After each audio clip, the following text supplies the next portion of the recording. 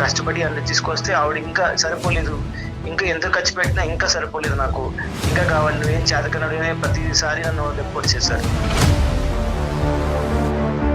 ఎక్కడైనా సరే ఆవిడతో పెత్తనం, మా మామగారింట్లో కూడా ఆవిడతో పెత్తనం. సో వాళ్ళని కూడా టార్చర్ చేసేది డబ్బుల గురించి. మా మామగారు చనిపోయారని తెలిసినా సరే కూతురని బాధ్యత కూడా లేకుండా వెళ్ళలేదు. నీకెందుకు పాపం చూపించాలి? నీకేం సంబంధం అని పాపం చూపించాలి? చెత్తవేళ మాటలు విని మీరు నిజం అనుకుంటున్నారు కానీ ఆడు పెద్ద ఫ్రాడ్ అండి, పెద్ద సైకో. మా నాన్నగారు చనిపోయారు, చనిపోయారన్న విషయం కూడా నాకు తెలియదు. అలా చేశాడు చెత్తవేళ.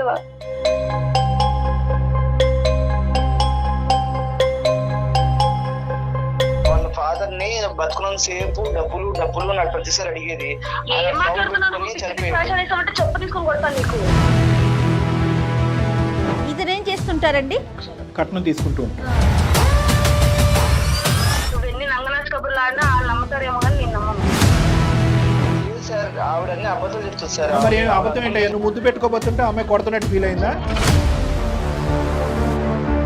నువ్వు రివర్స్లో చెప్తున్నావు ఏంటి మాకు స్టోరీ? ఆ అమ్మాయికి గట్టిగా వార్నింగ్ ఇచ్చేసి నీకు విడాకులు కూతుర్ని తీసుకొచ్చి ఇచ్చేస్తాం అనుకున్నావా? Home delivery. మా ఫ్యామిలీ నుంచి నా కమ్యూనికేషన్ ఆఫ్ చేసి నన్ను హౌస్ అరెస్ట్ చేశాడండి ఒక 3 months. అది బ్రతికే ఒక అబద్ధం. అమ్మాయి డబ్బులు ఇవ్వనన్నారు కదా, అందుకే మేము మీకు మాట్లాడుతూ చూడడం కదా, అందుకే నా తమ్ముడు ఇప్పుడు కూడా నన్ను శత్రువులా చూస్తున్నాడు.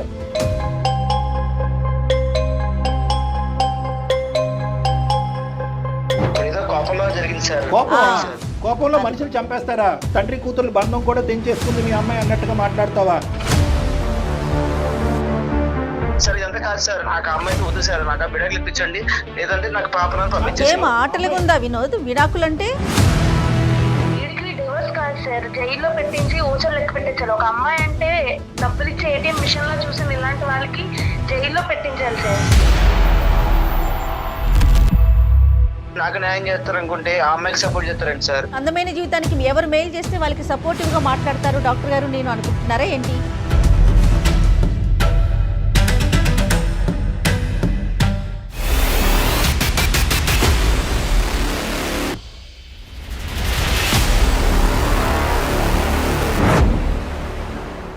అందం, ఆరోగ్యం, ఆత్మవిశ్వాసం అనూస్తో సాధ్యం. ట్రాన్స్ఫర్మేషన్ సర్వీసెస్ పైన flat 50% discount. Anoos since 1982. Anoos skin and hair clinic సమర్పించు అందమైన జీవితం కార్యక్రమానికి స్వాగతం. నమస్తే కళ్యాణ్ గారు. వినోద్ అని మనకి మెయిల్ చేశారండి. వైఫ్ అండ్ హస్బెండ్ మధ్య ఇష్యూ. ఈ ఇష్యూలు కాస్త ఏమవుతుందంటే పిల్లలు ఉన్నారే వాళ్ళ మీద ప్రభావం పడుతుంది అని ఆలోచించట్లేదండి. ఎవరికి బలం ఎక్కువ ఉంటే వాళ్ళు తీసుకుని వెళ్ళిపోవటం, వాళ్ళ దగ్గరే ఉంచుకోవటం, సెకండ్ పార్ట్నర్కి చూపించకపోవటము, కలవనీయకపోవటము, ఇలాంటి ఇష్యూస్ ఉంటే మనం ఫస్ట్ ప్రయారిటీ ఇస్తాము. ముఖ్యంగా మీతో మాట్లాడించేస్తే అది సార్ట్ అవుట్ అవుతుంది అనే ఒక ఉద్దేశంలో కాల్ చేస్తాను.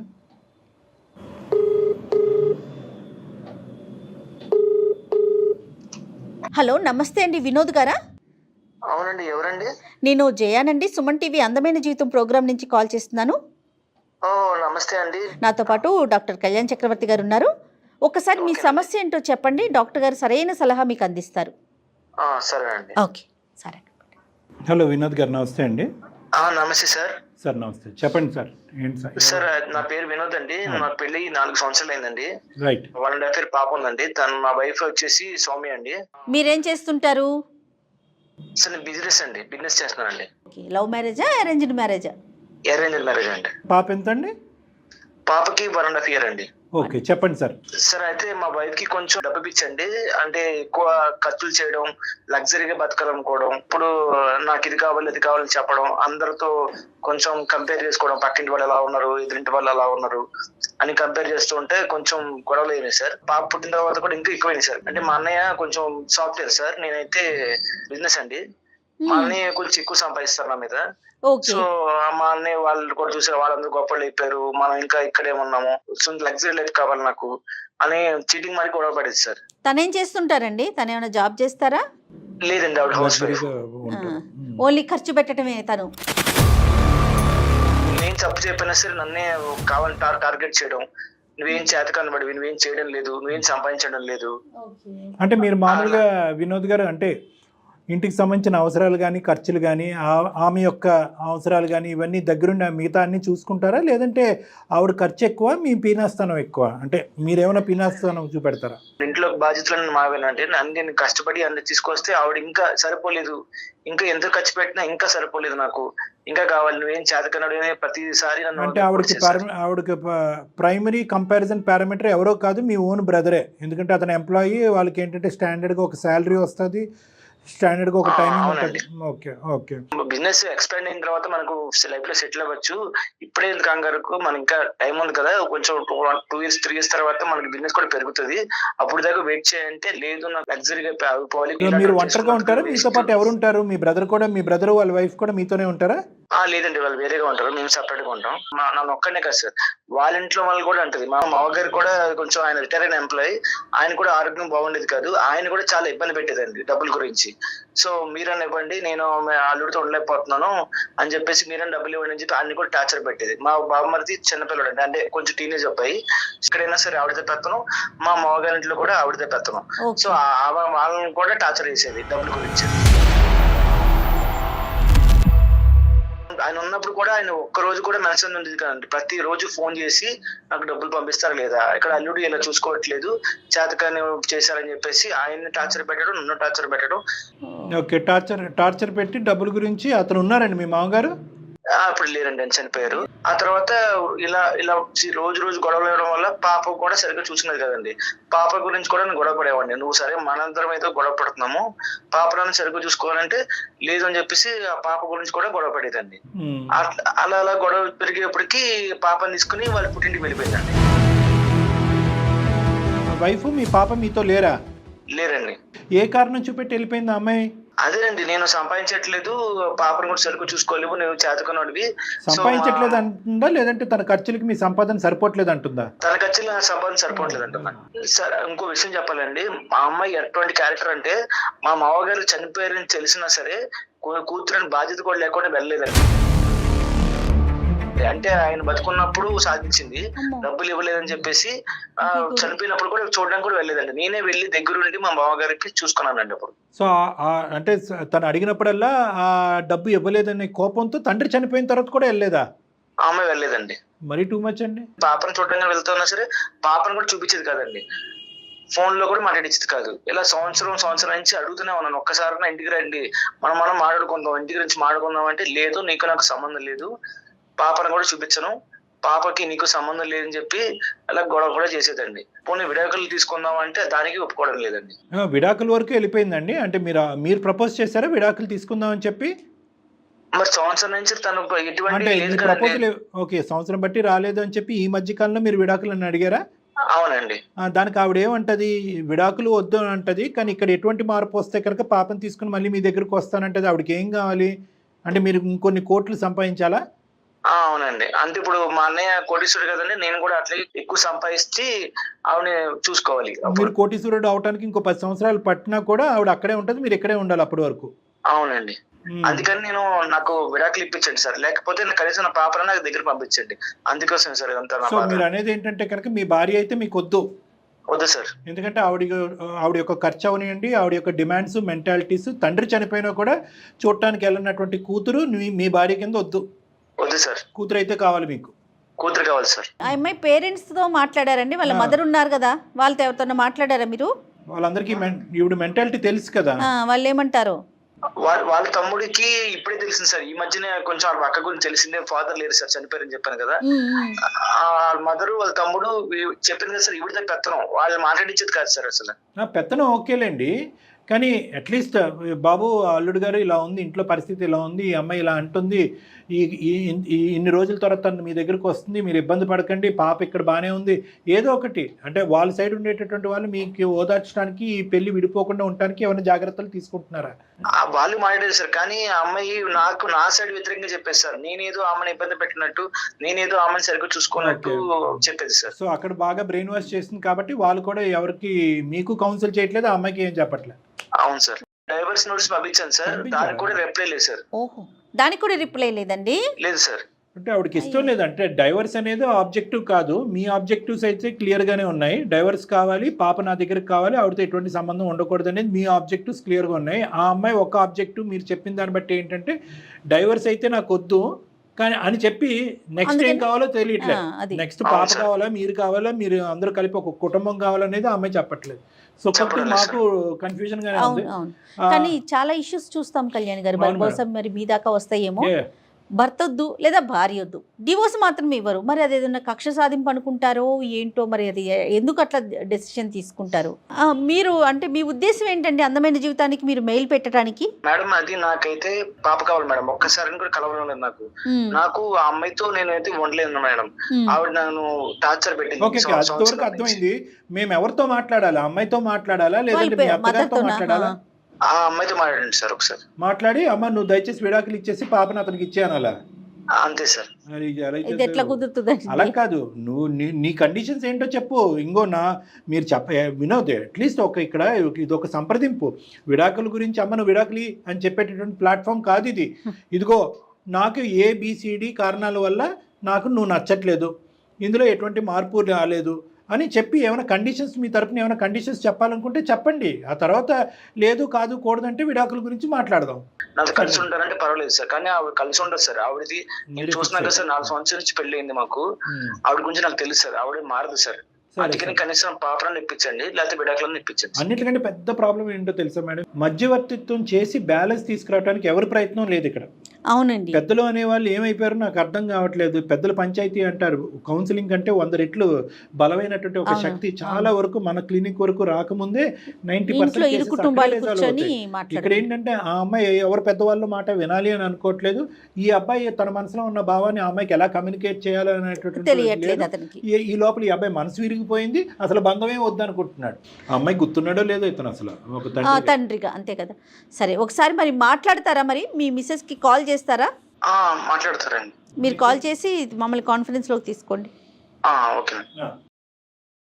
దయచేసి లైన్ లో వేచి ఉండండి. The person you are speaking with has put your call on hold. Hello, ఏం చెప్పు? ఏంటి సౌమ్య, నేను ఎన్నిసార్లు ఫోన్ చేసినా ఫోన్ ఎత్తవు. నేనేమో డైవర్స్ పంపించాను, దానికి రిప్లై ఇవ్వవు నువ్వు. ఏం మాట్లాడాలి నీతో? ఎందుకు నీకెందుకు పాపం చూపించాలి? నీకేం సంబంధం అని పాపం చూపించాలి? అది కాదు సౌమ్య, సంవత్సరం అయిపోయింది, మన పాపను ఒక్కసారి చూడాలి కదా. నువ్వు డ్రామాలు చెయ్యొద్దని, నీకు పాపం చూపించడం అవి కుదరదు. నువ్వు వేసిన నక్క వేషాలన్నీ నాకు తెలుసు, కానీ నువ్వు ఎందుకు ఫోన్ చేస్తున్నావు చెప్పు ముందు. నీకు డైవర్స్ ఇవ్వను. అందుకే మన ప్రాబ్లం సాల్వ్ అవ్వట్లేదని చెప్పి అందమైన జీవితానికి నేను పంపించాను, మన మెయిల్ పే చేశాను, మన ప్రాబ్లం చెప్పాను వాళ్ళకి. వాళ్ళు మాట్లాడతారు నీతో. ఎవరికి ఫోన్ చేస్తా, ఎవరికి చెప్తావు? వాళ్ళు మాట్లాడతారు. మేడం లైన్ లో ఉన్నారు, ఒకసారి. నమస్తే అండి సౌమ్య గారు. సౌమ్య గారు మరోలా అనుకోవద్దండి. మీ హస్బెండ్ మాకు మెయిల్ పెట్టారు, ఒక చిన్న పాప ఉంది, పాపను కూడా చూసే అవకాశం నాకు దొరకట్లేదు, నాకేం చేయాలో అర్థం కావట్లేదు, అవసరమైతే నేను డివోర్స్ కి రెడీ అన్నట్లుగా. నువ్వు మీడియాలో కూడా పెట్టేస్తావా? నువ్వు ఎలాగా కూడా బ్రతకనివ్వను. అలా అనుకోవద్దు సౌమ్య గారు. సౌమ్య గారు ఇది ఒక మంచి వేదిక అండి, అందమైన జీవితం. నాతో పాటు డాక్టర్ కళ్యాణ్ చక్రవర్తి గారు కూడా ఉన్నారు. అంటే మిమ్మల్ని ఏదో వీధిలో పెట్టాలనో మిమ్మల్ని బయట నన్ను ఏం చేయాలనుకుంటున్నా? మా నాన్నకు దూరం చేసావు, ఇంకేం చేయాలనుకుంటున్నావు? కదమ్మా, మీ నాన్నగారికి దూరం చేయటం ఏంటమ్మా సౌమ్య? అంటే నీ వర్జన్ వినకుండా మేము ఎటువంటి కంక్లూజన్ కి రాలేదమ్మా. చెత్త విధవ మాటలు విని నిజం అనుకుంటున్నారు కానీ ఆడు పెద్ద ఫ్రాడ్ అండి, పెద్ద సైకో అతను. నా తండ్రి నాకు దూరం చేసిన సైకో. ఇప్పుడు నా ఇంట్లో ఉన్నా కూడా నా తమ్ముడు కూడా కనీసం నాతో మాట్లాడట్లేదు. ఇదంతా విచిత్రంగా ఉందమ్మా, మాకే ఆశ్చర్యంగా ఉంది. ఒక చిన్న నీడనిచ్చింది, దాన్ని కూడా ఉండనివ్వట్లేదు. ఇప్పుడు నన్ను వీధిలో పెట్టేశాడు ఇంకా ఏకంగా నా మీడియాలో. అయ్యో అట్లా అనుకోవద్దమ్మా. ఒక్క సబ్జెక్ట్ పక్కన పెట్టమ్మా, ఇది పబ్లిక్ ప్లాట్ఫామ్ కానీ సమస్యలకు పరిష్కారం చెప్పేటటువంటి ప్లాట్ఫామ్. అట్లీస్ట్ నీ బాధ ఏదుందో అట్లీస్ట్ వినడానికి మేము రెడీగా ఉన్నాం. అతని వర్జన్ అనేది మేమేమి గుడ్డిగా నమ్మలేదు. నీ యొక్క వాదన ఏది అనేది వినకుండా మేము ఎటువంటి కంక్లూజన్కి రాము. మీ ఇద్దరికి హెల్ప్ చేయడానికే. ఇన్ఫ్యాక్ట్ నీ బాధ తీరటానికి గురించి ఈ ఎపిసోడ్ అని నువ్వు అనుకో. మీ తండ్రి దగ్గర నుంచి కూడా నిన్ను దూరం చేశాడన్నో. అసలు ఏం జరిగిందమ్మా? మా నాన్నగారు చనిపోయారు. అవును, ఆ చనిపోయిన విషయం కూడా నాకు తెలియకుండా చేశాడండి నన్ను. Oh my God.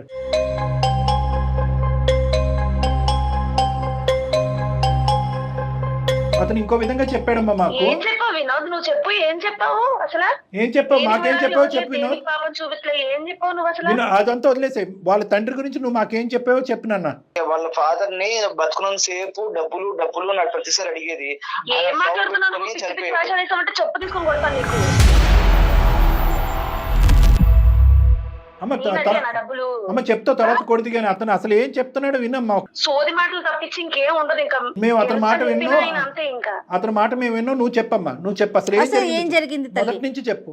పెళ్ళై 4 సంవత్సరాలు అవుతుంది. మాకు 1 సంవత్సరం పాప ఉంది. మాది అరేంజ్ మ్యారేజ్ అండి. నాకు 30 లక్షలు కట్నం ఇచ్చి చేశారండి ఈయనకి. 30? ఇతనేం చేస్తుంటారండి? 30 లక్షలు కట్నం తీసుకుంటారు. ఎందుకు చేసుకున్నాడు? పెళ్లి అయిన దగ్గర నుంచి డబ్బు డబ్బు డబ్బు డబ్బు డబ్బు డబ్బు అదే పనండి. ఎప్పుడు మాకు గొడవలే. 30 కాకుండా 30 కాకుండా పాప నా పెళ్లికే చాలా అప్పు చేసి ఉన్నారండి మా ఇంట్లో వాళ్ళు. హింస పెట్టి కొట్టి తిట్టి ఎన్నిసార్లు మా పుట్టింటికి వెళ్ళినా మళ్ళీ తెచ్చి మళ్ళీ అదే టార్చర్ చేసేవాడు. అన్ని చేసిన చెత్త పనులన్నీ చేసి ఇప్పుడేమో మీకు చెప్తున్నాడు అన్ని. మాకేమని చెప్పాడంటే అతను మీకు విపరీతమైన డబ్బు పిచ్చి అంట, లగ్జరీ పిచ్చి అంట, ప్రతిరోజు ఒక రాజభోగాన్ని మీరు అనుభవించాలంట. లగ్జరీ నా కారులో తిప్పుతున్నావా? బంగ్లాలు కొన్నావా? 7 వారాలు నగలేసావా? ఏం కొన్నావు చెప్పు నువ్వు నాకు. అదే కదా ఏమని చెప్పి కంప్లైంట్ చేసావు? ఏం జరిగింది? నువ్వు నాకు డబ్బు ఇచ్చావా? ఏది చూపించు. నీకు తెలీదా? ఏంటి తెలీదా? అవును, నువ్వు చేసిందే చెప్తున్నాను అక్కడ. ఏం చేశాను? నువ్వు నీకు విడాకులు కావాలని అక్కడికి వెళ్ళావో నాకు అర్థమవుతుంది, కానీ నేనైతే నీకు విడాకులు ఇవ్వను, పాపను కూడా ఇవ్వను. నువ్వు ఎన్ని నంగనాచి కబుర్లు ఆడినా వాళ్ళు నమ్ముతారేమో కానీ నేను నమ్మను. ప్రతిసారి అడుగుతూ కొడుతూనే ఉంటాడండి డబ్బులు కొట్టడం ఏంటయ్యా వినోద్? లేదు సార్, ఆవిడ అన్ని అబద్ధాలు చెప్తుంది సార్. మరి అబద్ధం ఏంటయ్యా? నువ్వు గుర్తు పెట్టుకోబోతుంటే ఆమె కొడుతున్నట్టు ఫీల్ అయిందా? నువ్వు అది లేదు, ఏదో కోపంలో అలా మాట్లాడుంటుంది సార్, అంతే సార్. మాటలు కాదు, చేతల గురించి అడుగుతుంది అమ్మాయి. ఎన్నిసార్లు కొట్టుంటా, ఎన్నిసార్లు మా పుట్టింటికి వెళ్ళాను. నువ్వు రివర్స్లో చెప్తున్నావు ఏంటి మాకు స్టోరీ? అంటే మేమంతా నువ్వు చెప్పిందల్లా వినేసి ఆ అమ్మాయికి గట్టిగా వార్నింగ్ ఇచ్చేసి నీకు విడాకులు కూతుర్ని తీసుకొచ్చి ఇచ్చేస్తావు అనుకున్నావా? Home delivery. నా పుట్టింట్లో ఉంటున్నా, నా తమ్ముడు కూడా నాతో మాట్లాడట్లేదు సార్. తను చేసిన దానికి నా తండ్రి దూరం అయిపోయాడు. తమ్ముడు ఎందుకు మాట్లాడట్లేదు? ఇంకా బాధపడతారు కదా మేడం. ఎన్నిసార్లు కొట్టి తన్నించుకొని మా ఇంటికి వెళ్తాను. మా నాన్నగారు రిటైర్డ్, అయినా ఆయనకి హెల్త్ ప్రాబ్లం కూడా ఉండేది చాలానా. ఓకే, చనిపోయారు కదా మా నాన్నగారు. ఇందాకేదో చనిపోయినప్పుడు ఏదో అబద్ధం ఆడారు. చనిపోయారు అంటే మాకు ట్రాష్ అంటే 4 years జర్నీలో చెప్తున్నానండి. కొట్టి కొట్టి కొట్టి మా ఇంటికి పంపించేవాడు. డబ్బు ఎప్పుడు 24 గంటలు డబ్బు డబ్బు తెచ్చు. వాళ్ళు పాపం నా పెళ్లికి చేసిన అప్పే తీర్చుకోలేదు. ఫైనల్ గా నేనైతే డబ్బులు తాను ఏదంటే ఈమెకి ఎట్లా చేసినా అవ్వదలే ఇంకని చెప్పేసి నా దగ్గర నుంచి ఫోన్ తీసుకొని మా ఫ్యామిలీ నుంచి నా కమ్యూనికేషన్ ఆఫ్ చేసి నన్ను హౌస్ అరెస్ట్ చేశాడండి ఒక 3 months. ఆ టైంలో మా నాన్నగారు చనిపోయారు. ఆ విషయం అసలు నాకు తెలియదు.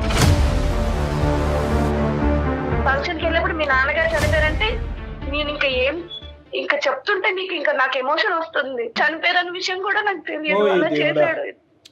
చెప్తా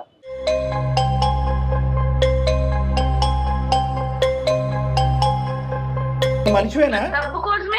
మా నాన్నగారు చనిపోయినప్పుడు కూడా ఆయన నా కూతురు నన్ను చూడడానికి రాలేదు. డబ్బు కోసమే ఆయన ఒక ముద్ర వేసి, నా దగ్గర ఫోన్ లేదు, ఏం లేదు, మినిమం కమ్యూనికేషన్ లేదండి మా ఇంట్లో వాళ్ళతో. అది ఎదవ అంత పనికమని లేదు, అన్ని చెప్పేది అబద్ధాలే. అది బ్రతికే ఒక అబద్ధం.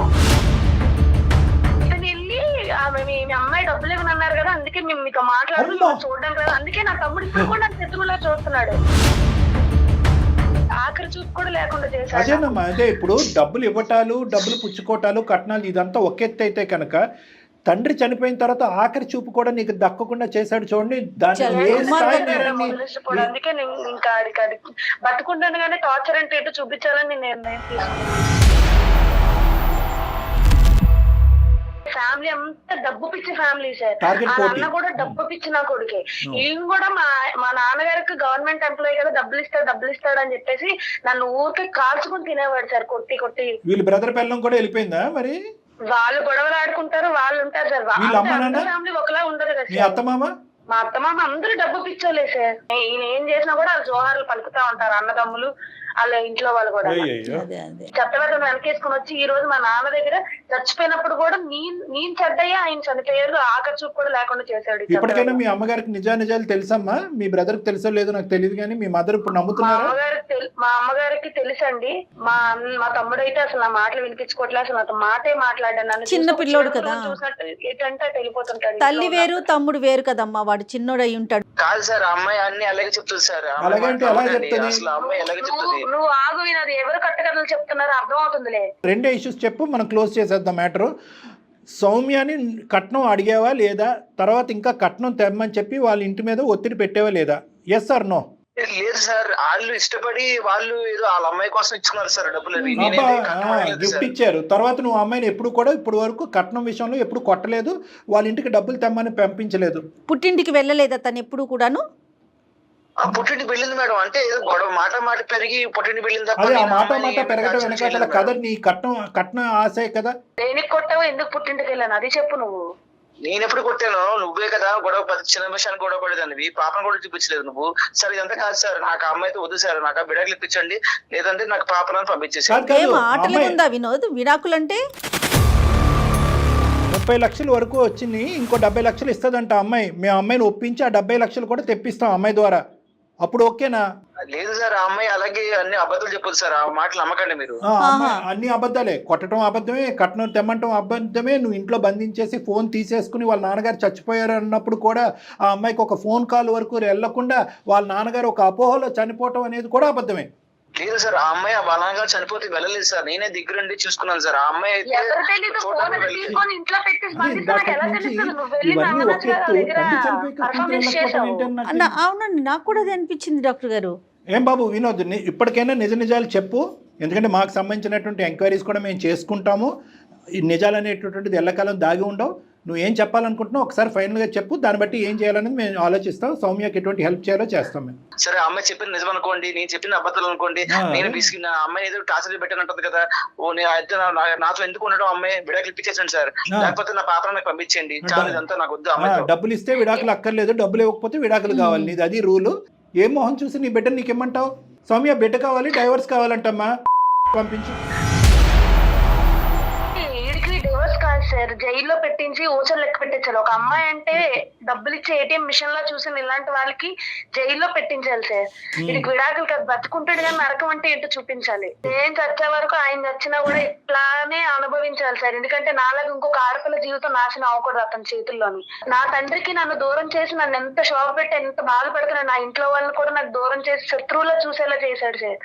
ఇలాంటి అతనికి ఇంతకన్నా దారుణమైన శిక్ష పడాలి. ఏమైనా ఉంటే ఇతను శిక్ష వేయించి ఊచలు లెక్క పెట్టించండి సార్. డివోర్స్ అయితే మాత్రం నేను ఇవ్వను సార్. బాబు వినోద్, ఐ ఓపెనర్, ఆ అమ్మాయి డివోర్స్ ఇవ్వట్లేదంటే మళ్ళీ డివోర్స్ ఇస్తే మళ్ళీ ఇంకొక అమ్మాయిని చేసుకుంటే కట్నం వస్తుంది కదా. కరెక్ట్. అమ్మా ఇంకొకటి కూడా చెప్తున్నాను, పాప అతనికి రాదని తెలుసండి, కానీ అక్కడ గన్ను పెడితే కనుక డివోర్స్ వస్తుంది. పాపను చూసి సంవత్సరం అవుతుంది సార్, ఒక్కసారి కూడా తన ఫోటో కూడా చూడలేదు సార్ నేను. కానీ పెంచి పెద్ద చేసి అంత పెద్దదాన్ని చేసిన ఆ అమ్మాయికి చివరి చూపు లేకుండా చేశారు కదా మీరు తండ్రిని. అప్పుడు ఆ అమ్మాయి ఎంత బాధపడాలండి? ఇమ్మంటావా టిట్ ఫర్ టాట్? ఈ మాట అనకూడదు, కానీ రేపు పొద్దున నువ్వు ఎక్కడో ఏదో అయ్యావు అనుకో, నీ కూతురు నీ దగ్గర పంపించకపోతే నీకు ఎలా ఉంటది? నీకు పశ్చాత్తాపం ఉందా? నీకు మనసు ఉందా? ఏదో కోపంలో జరిగింది సార్. కోపంలో మనుషులు చంపేస్తారా? ప్లస్ అక్కడికి వెళ్ళి ఇంకో వర్షన్ ఇస్తావా? తండ్రి కూతురు బంధం కూడా తెంచేసుకుంది మీ అమ్మాయి అన్నట్టుగా మాట్లాడతావా? ఎంత కోపం అయ్యా, దేని గురించి క్షమించరాని తప్పది. నీ కోపం కాదు, డబ్బంటే కక్కుర్తి, డబ్బంటే ఆశ. నీకు ఆది మధ్య అంతం లేదు, నీకు ఒక ఆలోచన లేదు నీకు. ఇంకొకటమ్మా సౌమ్య, నువ్వు ఎండ్ అంటున్నావు, అతన్ని ఇలా బాధ పెడతానంటున్నావు, ఇది పద్ధతి కాదమ్మా. నువ్వు నిజంగా అతన్ని శిక్షించాలనుకుంటే కనుక దానికి వేరే మార్గాలు ఉన్నాయి. అసలు డౌరీ హెరాస్మెంట్ కింద భయంకరమైన లీగల్ సిస్టమ్, లా సిస్టమ్స్ ఉన్నాయి. మీరు మీకు ఏదో మెయిల్ చేసి నాకు న్యాయం చేస్తారు అనుకుంటే ఆ అమ్మాయికి సపోర్ట్ చేస్తారండి సార్. నాకు న్యాయం చేయండి సార్, విడాకులు ఇప్పించండి సార్. కాదు వినోద్, అందమైన జీవితానికి ఎవరు మెయిల్ చేస్తే వాళ్ళకి సపోర్టివ్ గా మాట్లాడతారు డాక్టర్ గారు, నేను అనుకుంటున్నారా ఏంటి? నా సైడ్ కూడా ఆలోచించండి. ఏంటి నీ సైడ్ ఏం ఆలోచించేది? ఒక తండ్రి నువ్వు ఇంకా అమ్మాయి స్థానంలోకి వెళ్ళి నిలబడి ఒక 2 నిమిషాలు కొద్దిగా మానసికంగా ఒక పశ్చాత్తాపం చూపెట్టయ్యా. అరే నీ తండ్రిని నిన్ను దూరం చేశాను, మీ తండ్రి చనిపోయిన నా ఆఖరి చూపు దక్కలేదని చెప్పి ఇప్పుడు కూడా డివోర్స్ కావాలని అదే పాఠం పాడుతున్నావు నువ్వు. ఆ అమ్మాయి చేస్తే కనుక నువ్వు ఓసలు లెక్క పెడతావు తెలుసా? సార్ సెక్షన్లు కేసులు పెడుతున్నారు, కొంచెం నా సైడ్ ఆలోచించండి సార్. పాపను తిప్పించండి సార్. కనీసం ఒక మెట్టు దిగేవు. ఇప్పుడు ఫస్ట్ కట్నం అన్నావు, కట్నం ఇవ్వకపోతే డైవర్స్ అన్నావు, డైవర్స్ లేదంటే కనుక పాపని ఇప్పించమంటావు. ఇవన్నీ వస్తువులా? డబ్బులతో కొనుక్కునేటటువంటి వస్తువులా? ఇదేమైనా వ్యాపారమా? నువ్వు చేసేటటువంటి వ్యాపారమా? ఇప్పుడు అతను బతిమాలుకుంటున్నా డైవర్స్ కావాలని చెప్పి ఏంటి నీ ఫైనల్ గా నీ మాట ఏంటి? డైవర్స్ అయితే ఇవ్వను సార్. ఇప్పుడు మళ్ళీ కలిసి ఉంటే మా తమ్ముడిని మా అమ్మను కూడా నా నుంచి దూరం చేసేసి మళ్ళీ డబ్బు పిచ్చి, ఇప్పుడు ఆల్రెడీ మా తమ్ముడు మా అక్కకి డబ్బు పిచ్చి మా నాన్న రాలేదు అన్నట్టు నన్ను చేశారు సార్. ఇంకా మళ్ళీ అదే అనుకున్నాను. అది కాదు సౌమ్య, మనం ఆడుకుందాం. ఏదో మీకు కావాలంటే మీ ఇంటికి నేను వస్తాను. సో మీ అమ్మగారితో మీ తమ్ముడితో నేను మాట్లాడుతాను. నీ తప్పు ఇప్పుడు ఎలాగో నీకు న్యాయం చేయాలని చెప్పి అందమైన జీవితం కాల్ చేసి ఇప్పుడు మేడం సార్ సపోర్ట్ తోని నేను లీగల్ గా ప్రొసీడ్ అవుతానులే. మంచి మాట. రైట్ అమ్మ, మేము చెప్పేది కూడా నువ్వు ఆల్రెడీ చెప్పేసావమ్మా. చాలా సంతోషం అమ్మా. ఇలా జీవితాలు సర్వనాశనం చేసేటటువంటి నీలాంటి వాళ్ళందరికీ గుణపాఠం చెప్పేటటువంటి ఒక గొప్ప ఎపిసోడ్ ఇది. ఏదో గొడవలు వచ్చేసి చిన్న చిన్న మాట మాటిపోయి అలాగైంది సార్. నాకు తప్పుని తెలుసుకుంటాను సార్. కొంచెం ఒక్కసారి మాత్రం మా అమ్మాయి సార్ నా గురించి మాట్లాడారు. నువ్వు చెప్తావు, నువ్వు ఇవన్నీ దొంగ మాటలు అన్ని చెప్పేసి ఇప్పుడేమో లాస్ట్ లోనేమో నీ నిజ స్వరూపం బయటపడిపోయిన తర్వాత చెప్తున్నావు వాళ్ళకి.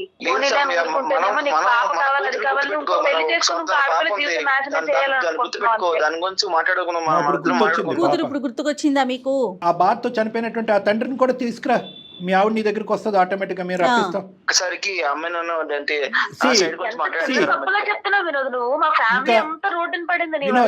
అతను అందమైన జీవితం యొక్క టార్గెట్ ని మిస్అండర్స్టాండ్ చేసుకుని మాకు ఈమెయిల్ పంపించాడు. మేము కూడా సాక్ష్యాధారాలు వెరిఫై చేస్తాం, మేము కూడా కొంతమందిని కాంటాక్ట్ చేస్తాం. తర్వాతే మేము ఒక కంక్లూజన్ రావటం అని జరుగుతుంది. పూర్తిగా న్యాయం నీ సైడ్ ఉంది సౌమ్య. నీకు మేము సపోర్ట్గా నిలబడతాం.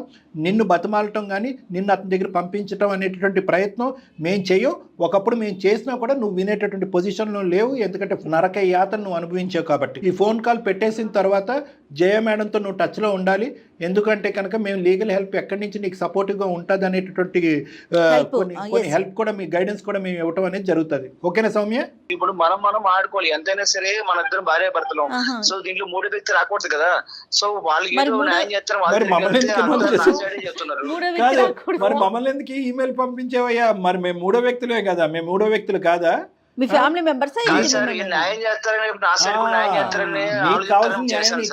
నీకు కావాల్సినటువంటి కట్న న్యాయం కానీ, నీకు కావాల్సిన డివోర్స్ న్యాయం కానీ, నీకు కావాల్సినటువంటి బిడ్డ న్యాయం కావాలి. దేవుడు ఎక్కడైతే న్యాయం చేయాలనుకుంటాడో అక్కడే న్యాయం జరుగుతుంది. ఆ అమ్మాయికి ఇప్పుడు న్యాయం జరగాలి, ఆ అమ్మాయికి కాదు నీ బిడ్డకు కూడా న్యాయం జరగాలి. ఆ విధంగా మేము ఫైట్ చేస్తాం. ఆ అమ్మాయి నేను నచ్చి చెప్తాను, ఒక్కసారి పంపించండి సార్, మాట్లాడమని సార్. మీరు న్యాయం చేస్తారని మీకు చేస్తాను సార్. మేము నీకు ఆల్రెడీ న్యాయం చాలా చేస్తాం. నీ మాటలు చాలా విన్నాం, నీ కాకమ్మ కబుర్లు చాలా విన్నాం. డబ్బు కక్కుర్తి పడినటువంటి ఒక ఆడదాన్ని శిక్షించండి అంటూ మాకు పంపించినటువంటి ఈమెయిల్ మేము చాలా తరువుగా చదివాం. ఒక భయంకరమైనటువంటి ఆడదాని దగ్గర నుంచి నాకు విముక్తి కలిగించండి అనేటువంటి డివోర్స్ ఇప్పించండి అనే అంశాన్ని కూడా చాలాసేపు విన్నాం. ఇంకా వినాలి అని మేము అనుకోవట్లేదు.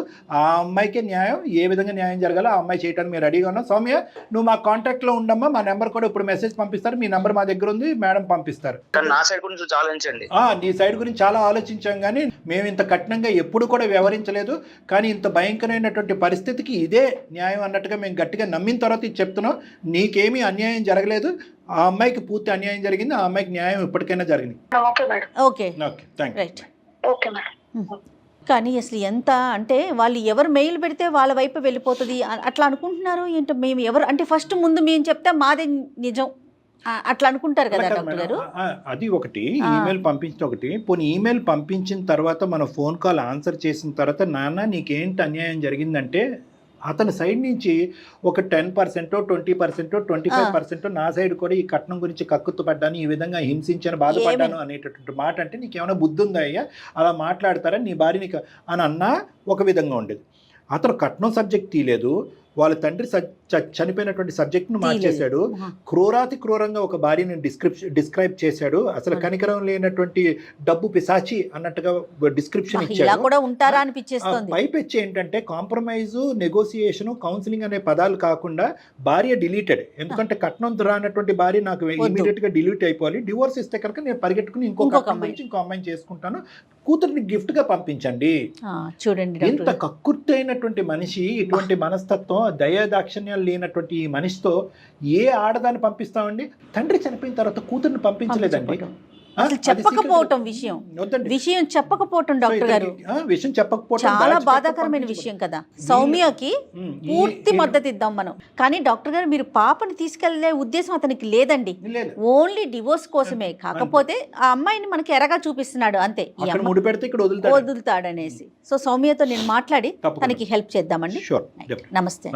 అందం, ఆరోగ్యం, ఆత్మవిశ్వాసం అనూస్తో సాధ్యం. ట్రాన్స్ఫర్మేషన్ సర్వీసెస్ పైన ఫ్లాట్ 50% డిస్కౌంట్. అనూస్ సిన్స్ 1982.